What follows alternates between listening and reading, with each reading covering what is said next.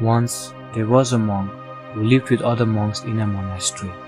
One day, he decided to meditate alone, far away from his monastery.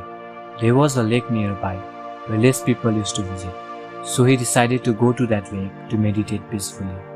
When he reached the lake, there wasn't anyone around. He took a boat out to the middle of the lake.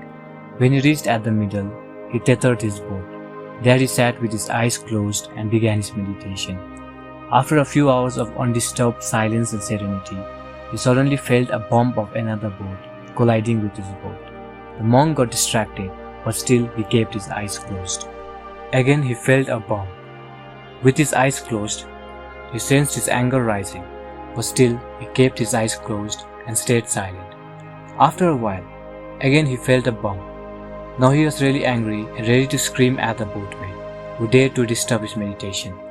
When he couldn't control anymore, he opened his eyes and looked towards another boat to scream and unleash his anger. But to his surprise, when he opened his eyes, he saw that it was an empty boat that had probably got untethered and floated to the middle of the lake. As soon as he saw this, he achieved self-realization and understood that anger was within him and it merely needed the bump of an external thing or an object to provoke it out of him.